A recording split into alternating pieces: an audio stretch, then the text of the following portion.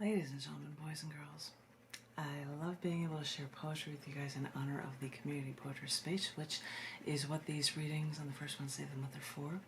I would often read from new books, which I am going to share with you poetry in the next couple of readings from the Down in the Dirt May to August 2022 issue collection book that is titled The Final Frontier.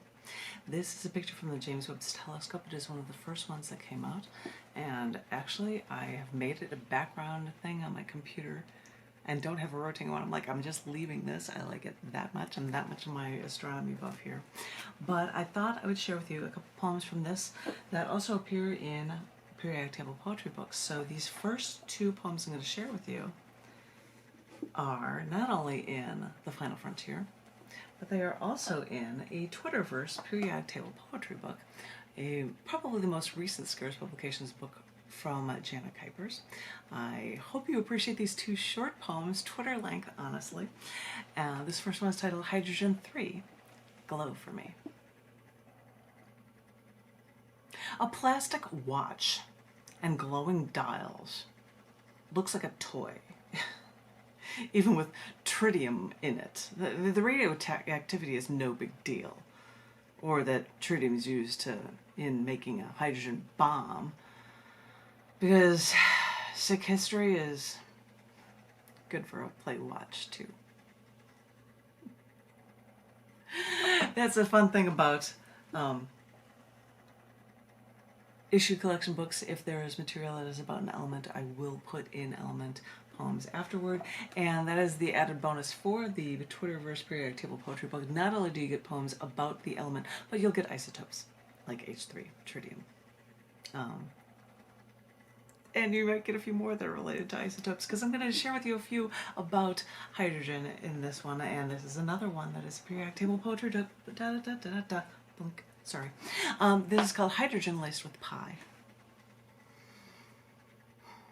A particle physicist at the University of Rochester taught a class to use the variation principle, quantum mechanical technique, to get energy states of a hydrogen atom. In doing this, they found the Wallace formula for pi. The first time pi was found in physics, in the hydrogen atom.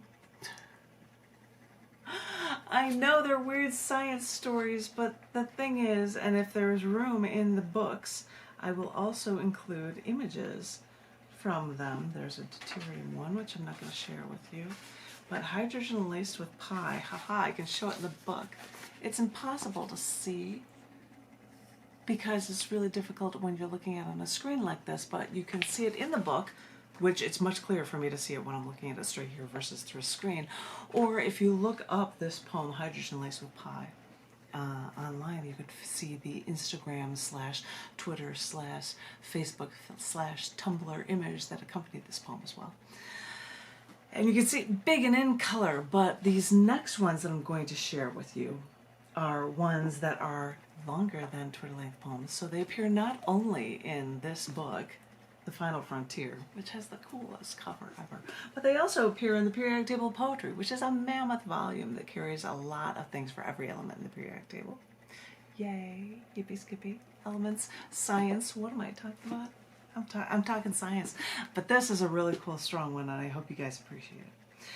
It's a heavy one. It's called Hydrogen Cyanide.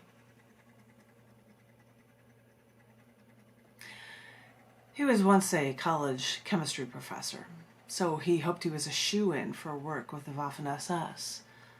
He ended up working at the Rundfunkhaus, a Berlin radio station broadcasting Nazi propaganda. But after his university was bombed, he took what he could and he could get, and he would be grateful for the work that didn't even require him to use a gun. But when the Science and Research Department at the Reich Main Security Office sent him orders to go to the Dachau camp to retrieve paperwork, he solemnly went home to pack for his 2-day trip, driving there one day, returning home the next.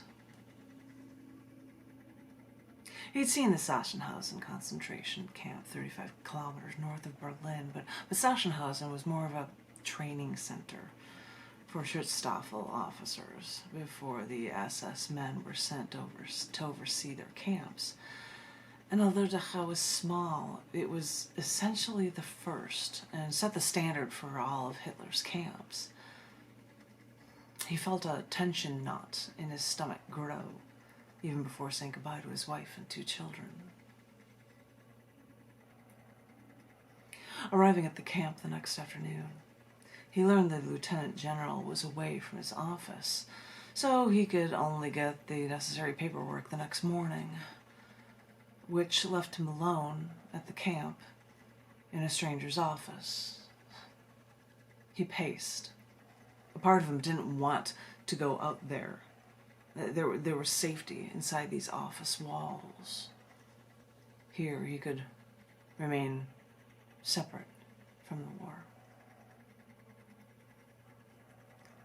After nearly an hour of pacing, he decided to just go out there, face it, get it over with. And when he stepped outside, the air felt heavy. He could feel the weight of the move he made. The weight of his legs grew heavier. He dragged his feet, making his way to the open walkway. Although there was that heavy haze in the air, he knew what chemical reactions had occurred to leave that distinct smell in the smoke and haze working its way through the air.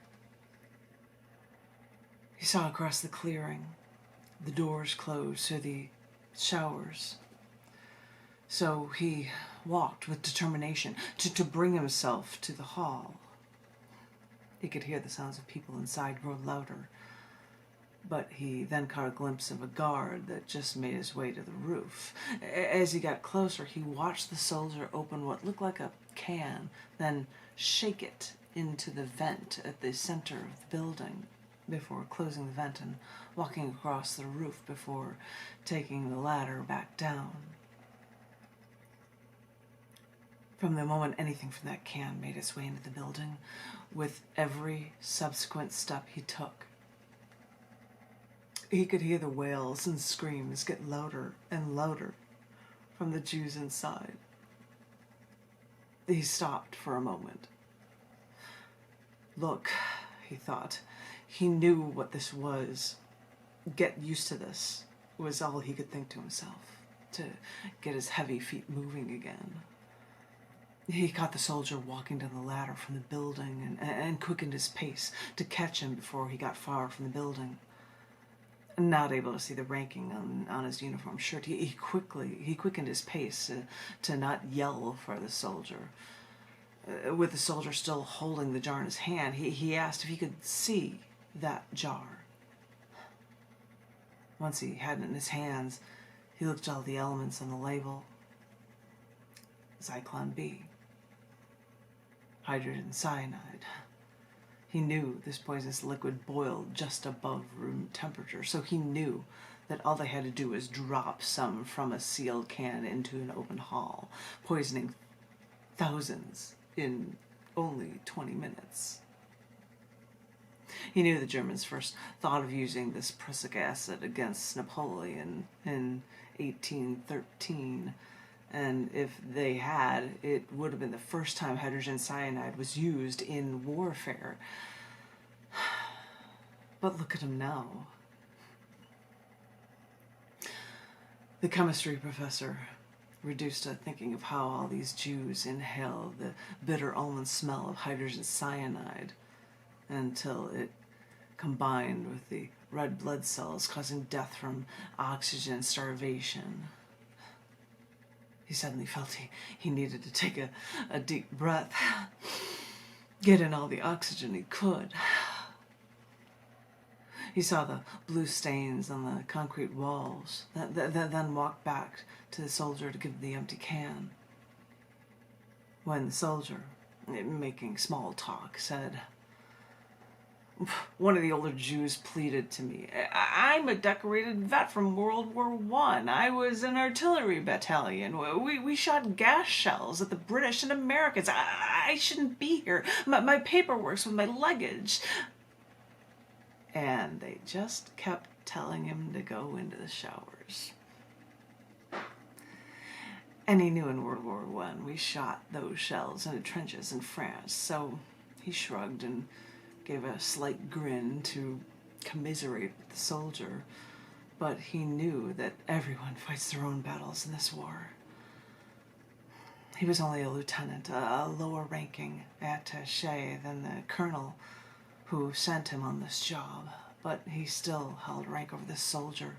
So he told the soldier that once there were no screams inside and they just opened the doors to bring everyone to the crematoriums, he wanted to be notified. Then he walked away. 50 meters, he clutched at his pockets to find his cigarettes and lighter. He wanted anything to calm him down and help him focus on anything else until it was time. He stood in the field, chain smoking, until he heard the running footsteps in the distance. He looked at his pocket watch. 20 minutes had passed as he saw a soldier running toward him. He looked at the gas chamber and saw that they had opened the doors, and he started his methodical walk back to where he was destined to go. He acknowledged the soldier with a wave and quickened his pace to the building. He saw a few different soldiers this time, all waiting until the cloud of gas was cleared from the chamber so they could work. He walked to the doorway. It was dark, but he could make out a pyramid of people toward that small, now closed center vent. From what he could tell, it looked like the Jews tossed their babies and small children toward the top in an effort to keep the children alive. One of the soldiers passed him as he stared, so he asked him how long they had been doing this. Nearly a year, he answered. So he had to ask if doing this, if seeing this, bothered him. The man only answered, if you do something long enough, you get used to anything. With that, he nodded slightly and knew he saw enough. He walked away. Early the next morning, he came back to the office at the Dachau concentration camp so he could get the paperwork as quickly as possible, so he could get out of there as quickly as possible. The tension not grew smaller in his stomach the closer he got to his home in that drive. But as he came to his house, he saw his wife sitting outside their home with all the windows open. Once he got out of the car, he could hear her coughing, sounding more and more hoarse with every gasp. He only wanted to hold her, but concern overtook him as she explained that she was just using a pesticide fumigant throughout the house and she could no longer breathe while inside those walls. He looked at the second floor of the homes for the children. She told him that they were each staying the night with friends in their homes. And suddenly he imagined that fumigant that's killing the vermin inside their home. Hydrogen cyanide was now in their home. A form of Zyklon B was now in their home. All she was trying to do was kill the vermin. And he thought of the propaganda ministry, and he now worked for them, telling the nation to believe that the Jews are the rats, the Jews are the vermin. So he looked at their home, and he told her that they would get out of here tonight, as far as they possibly could. Then he held her close before they walked away, holding hands.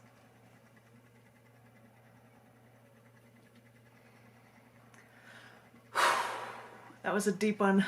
I'm going to end it on a slightly different note because I got to relieve you after that one. That was in the Periodic Table of Poetry. It was also in the brand new Down in the Dirt May to August 2022 collection book, The Final Frontier. And I'm going to share with you one more poem that is about hydrogen. How much can you write about this element, Janet? I've got one more for you, and it is titled From Hydrogen to Nothing. Love is like tap water, free flowing. Remember when you were little, just put a glass under the faucet and quench your thirst? Wait a minute. It's not like that. Water isn't free. You even have to pay for the water you get in your own home. And it's not even clean. And what you're paying for is dirty. What you're getting is dirty, and you still have to pay for it. You know, they say us humans are like 70% water. And when I think of you and all the time we were together, well, if you're 70% water, I have to remember that it wasn't all pure and clean with you. And if this was love, if this was you, it wasn't free. I'm still paying for it. I mean, they say we're mostly made of water, hydrogen, oxygen, but it's like you were an electron from hydrogen to me. One electron spinning around the center of me, always keeping an all too tight grip on me. I would think it was free, and there you would be, that one presence that I could never get rid of. You were spinning, orbiting, spinning my head. You were keeping your distance, but still you made sure you were always there, holding me down. If we're mostly made of water and you spun around me like in that hydrogen atom, you kept me gasping for air. I need that oxygen. I know water is hydrogen and oxygen, but I know I've got it in me. It's just got to keep myself together after dealing with what you've done to me. When we're 70% water, by mass we're only 11% hydrogen, so most of the mass in our body may be oxygen. But by an atomic percentage, we're 67% hydrogen, meaning most of the atoms in our bodies are hydrogen. Just one electron spinning around that nucleus, just spinning and never letting go. When I now think of you and the fact that you made me feel like nothing, well, I think of what you're made of, and I have to remember, we're all made of atoms, protons, neutrons, infinitely small, wound tightly together in the nucleus, surrounded at a comparatively vast distance by occasional, tiny, orbiting electrons. So when I think of you, I have to remember that you're made of those atoms with really tiny cores. And those atoms are filled with so much space that you're mostly made of nothing. When I think of you, I remind myself of this. When I think of the nothingness you made me feel, and the fact that you should mean nothing to me, this is how I must think of you. Hope you enjoyed that poem that is in the brand new Down in the Dirt, The Final Frontier issue collection book from May to August 2022. It also happens to be in the Periodic Table of Poetry. 2 books, I can't believe it. You're kidding me, right? I hope you enjoyed these element readings and poetry from Down the Dirt magazine, scars.tv/dirt. Find out about them online if you're interested, and thank you so much for listening. I might do a couple more readings for you in this space in honor of community poetry. Stay safe, stay vaccinated, stay creative, and I look forward to talking to each and every one of you very, very soon. Thank you all so very much. Thank you.